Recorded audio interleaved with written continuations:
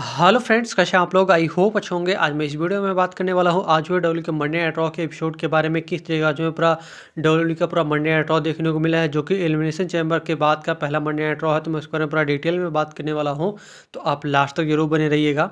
तो देखा जाए दोस्तों, अगर आपको डब्ल्यू इशूड इन्फॉर्मेशन वीडियो देखना पसंद है तो आप मेरे चैनल रसलिंग और गॉसिप को सब्सक्राइब, साथ ही बेल आइकन को दबा लें, जिससे डब्ल्यू इशूड जो भी नई वीडियो है तो आपके पास तक जरूर पहुंचे। देखा जाए जो है मंडे नाइट रॉ का स्टार्टिंग देखने को मिलता है, वो सबसे पहले डोमिनिक मिस्टीरियो के साथ देखने को मिलता है। डोमिनिक मिस्टीरियो रिंग में होते हैं और वो वेलकम करते हैं रिया रेफली को, लेकिन यहाँ पे डोमिनिक मिस्टीरियो को काफ़ी ज़्यादा बुरा मिलता है। वो रिया रेफली आती हैं और रिया रेफली आने के बाद सबसे पहले तो काफ़ी ज़्यादा हैप्पी होती हैं और सबको थैंक यू वगैरह कहती हैं और बताती है कि इस तरीके से मैंने अपने होम कंट्री में अपने अपने होम के अंदर एक तरीके से एलिमिनेशन चैम्बर के अंदर नया जैक्स को हरा दिया है। नया जैक्स ने काफ़ी ज़्यादा ट्राई किया था मुझे हराने के लिए, लेकिन मैं अभी टॉप पे हूँ क्योंकि मैंने उसको हरा दिया। तो वो बता दिए किस तरीके से। उसके बाद यहाँ पे द मैन बेकी लिंच आती है। द मैन बेकी लिंच आने के बाद यहाँ पे एक तरीके से कहती हैं भाई देखो, कांग्रेचुलेसन सबसे पहले होता है इन दोनों के बीच में कि कांग्रेचुलेसन तुम्हें हो। और क्योंकि ये दोनों जीते थे तो यहाँ पे बेकी लिंच कहती है भाई ठीक है, मेरा भी दिन अच्छा रहा एलिमिनेशन चैम्बर के अंदर, तुम्हारा भी दिन अच्छा रहा, मैंने एलिमिनेशन चैम्बर का मैच जीता, तुमने नया जग्स को हराया। उसके बाद वो कहते हैं ठीक है, तुमने किस तरीके से किस लिए हराया तुम्हें पता है, क्योंकि रेसलमेनिया 40 के अंदर हम दोनों का मैच होगा और उसके अंदर मैं तुम्हें हराऊंगी। लेकिन यहाँ पर रिया रेफली एक तरीके से कुछ और भी बातें करती है। साथ ही डोमिनिक मिस्टीरियो को एक तरीके से बैकलिस्ट ने काफ़ी अच्छे तरीके से मौके थे, भाई तुम लूजर के साथ हमेशा क्यों रहती हो।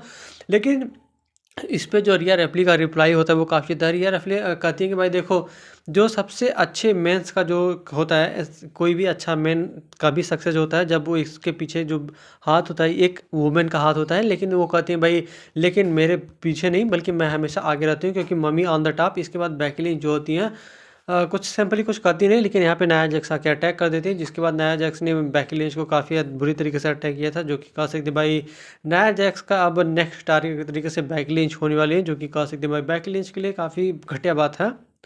उसके बाद फिर जो अगला हमें शो पे देखने को मिला है मैच, ये था Sami Zayn versus Shinsuke Nakamura के बीच में। और ये पिछले मैच में इसीलिए था क्योंकि पिछले वीक हमने देखा किस तरीके से बीच में अटैक ब्रॉल हुआ था, तो यहाँ पे था मैच। कह सकते हैं भाई मैच की जो पेस थी वो काफ़ी अच्छी पेस भी थी। डीडी वगैरह भी दिखा हमने, थंडर बॉम्ब भी देखा, और कह सकते हैं भाई जिस तरीके से किंग सासा भी देखा था। लेकिन यहाँ पे किक आउट वगैरह हो रहा था और जो मैच की पेस थी ना वो हमेशा अच्छी होती थी और ब्रूटली मैच था। ऐसा नहीं मैच ख़राब था, मैच अच्छा चल रहा था। और जिस तरीके से हमने एक लास्ट में मोमेंट किस तरीके से आता जब शिंसुके नाकामोरा के ऊपर सैमी ज़ेन ने हलवा किक मारा। एक हलवा किक कैसा मारा कि पीछे साइड से था, उसके बाद फिर से तैयार होते हैं सैमी ज़ेन, एक तरीके से फिर से हलवा किक मारते हैं उनके फेस पे। उसके बाद फिर यहाँ पे पिन करके इस मैच में विक्ट्री ले लिया। मतलब सैमी ज़ेन ने शिंसुके नाकामोरा को पिन करके इस मैच में विक्ट्री लिया, जो कि कह सकते हैं भाई सैमी ज़ेन के लिए काफ़ी अच्छी और बढ़िया बात है। उसके बाद फिर जो अगला हमें शो पे देखने को मिला है मैच, ये था Chelsea green versus Rakul Rodrigues के बीच में एक सिंगल्स मैच। और ये मैच क्यों था मुझे नहीं पता, लेकिन एक तरीके से यहाँ पे कह सकते हैं भाई जो राकुल रोड्रिगस काफ़ी समय बाद डब्ल्यू के अंदर रिटर्न हुआ है, तो एक तरीके से उनको अच्छा दिखाने के लिए, उनको पावर हाउस दिखाने के लिए यहाँ पे राकुल रोड्रिगस ने सिंपली चेल्सी ग्रीन को पावर बम लगाते हुए पिन करके इस मैच में विक्ट्री ले लिया है, जो कि कह सकते हैं भाई राकुल रोड्रिगस के लिए काफ़ी अच्छी और बढ़िया बात है। उसके बाद फिर जो अगला हमें शो पे देखने को मिला है, यहाँ पे होते हैं इम्पीरियम। और इम्पीरियम में यहाँ पे तीनों बंदे होते हैं, गंथर, विंची और कैशर।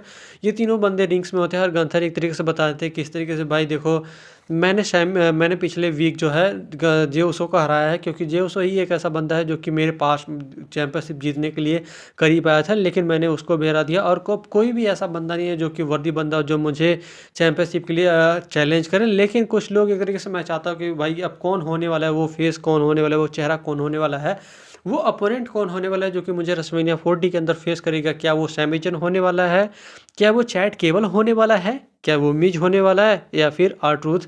एक तरीके से ऐसा नाम की बात करते हैं, लेकिन यहाँ पे जजमेंट डे पूरी आके इंटरप्ट करती है। जजमेंट डे आने के बाद एक तरीके से पहले डेमन पीस तो कुछ नहीं करते, लेकिन यहाँ पे जो चैट केबल है तुम एक तरीके से जेडी मैकडोनाल्ड को छोड़ते थे, भाई तुम्हारा राइट हैंड लड़ेगा क्या।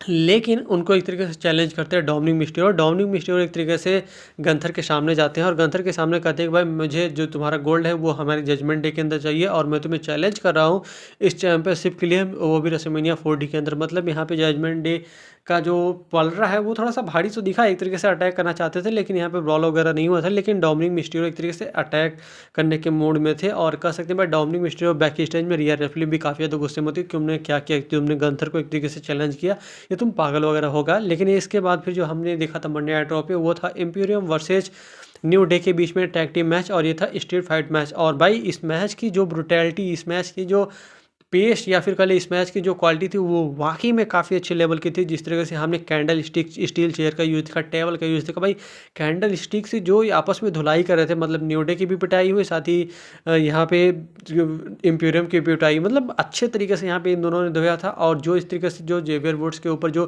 टेबल चेयर का वो फंसा के मारा था भाई, वो तो अच्छा सा मूव्स था। और जिस तरीके से एक दूसरे को पटक रहे, ऊपर से फेंक रहे हैं तो वो टेबल पे गिर रहे हैं, भाई अच्छे अच्छे स्पॉट इस मोमेंट पे थे। और जो कहने का मतलब जो पूरा मोमेंट था, मोमेंट काफ़ी अच्छा था। लेकिन देखा जाए किस तरीके से एक ऐसा चांस आता है जब लगा था कि भाई न्यू डे जीत जाएगी, लेकिन किसी तरीके से यहाँ पे किक आउट हो गया था। मतलब कैशर ने एक तरीके से रेफरी को भी बाहर खींच लिया था।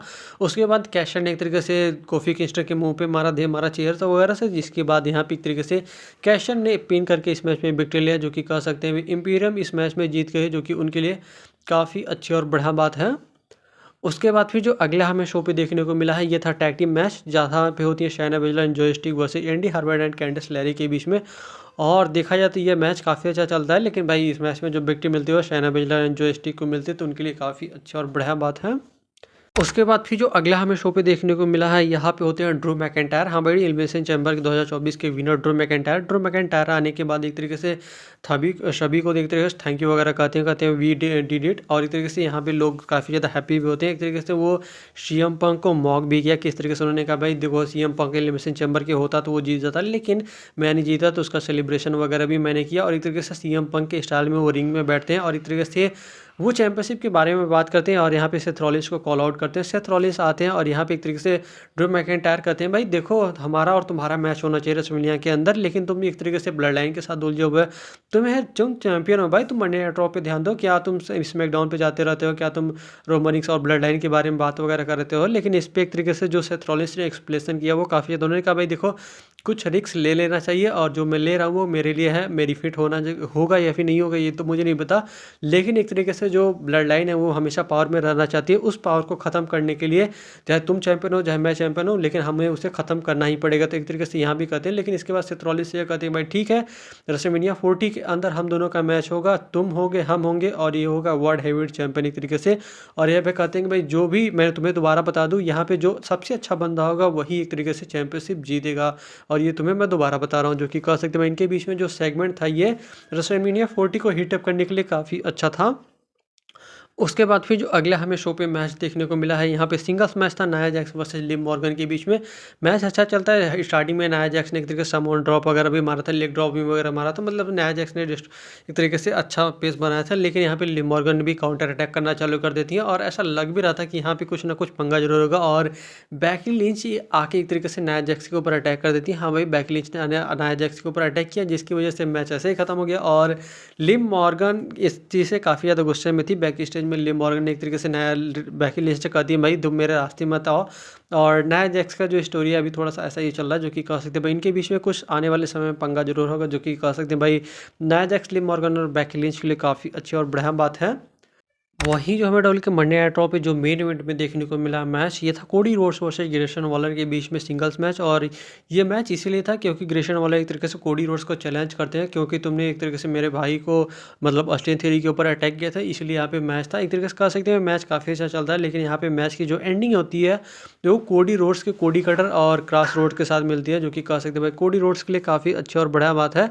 कोडी रोड्स अपना सेलिब्रेशन वगैरह कर रहे होते हैं, तभी यहाँ पे पॉल हेमन आ जाते हैं। पॉल हेमन आने के बाद यहाँ पे पूरी सिक्योरिटी लेके आते हैं, और एक तरीके से कोडी रोड्स को वार्निंग देते हैं और कहते हैं भाई तुम रॉक के बारे में बात कर रहे हो। रॉक ने वार्निंग दिया कि तो तुम मेरे बारे में बात वगैरह करना छोड़ दो। इसके साथ ये भी कहते हैं भाई जो तुमने रोमन इसको चैलेंज किया है उसको ड्रॉ कर दो, उसको विड्रॉ कर दो, और तुम रोमन इसको जो चैलेंज किया हो उसको वापस ले लो यहाँ पे। लेकिन यहाँ पे कोडी रोड्स कहते हैं भाई मैं कुछ वगैरह नहीं करने वाला, और जो तुम करना चाहते हो वो कर लो, मैं ब्लड लाइन को देख लूँगा। इसके बाद फिर पॉल हेमन रिंग्स में जाना चाहते हैं, तो यहाँ पे कोडी रोड्स मना करते हैं भाई कोई भी रिंग्स के अंदर आया तो मैं उसके ऊपर अटैक करूँगा। तो यहाँ पे एक तरीके से पॉल हेमन थोड़ा सा अंदर जाते हैं, तो यहाँ पे एक तरीके से जो कोडी रोड्स है तो गुस्से में आके एक तरीके से सभी के ऊपर अटैक करते हैं, जो भी सिक्योरिटी वहाँ पे होती है उनके ऊपर अटैक करते हैं। और कोडी रोड्स के बारे में एक तरीके से जब यहाँ पे चल रहा होता है तो पॉल हेमन अपने फ़ोन में कहते हैं कॉल रोमनिक्स कॉल रॉक। यहाँ पे तो कोडी रोड्स माइक लेके ये कहते हैं कि भाई देखो जो तुम सोच रहे हो ना, तो जो तुम्हें कॉल करना है कॉल कर लो, और ब्लड लाइन तुम सोच रहे हो ब्लड लाइन मुझे हंट कर रही है, नहीं, मैं ब्लड लाइन को हंट कर रहा हूँ। तो मतलब एक तरीके से यहाँ पे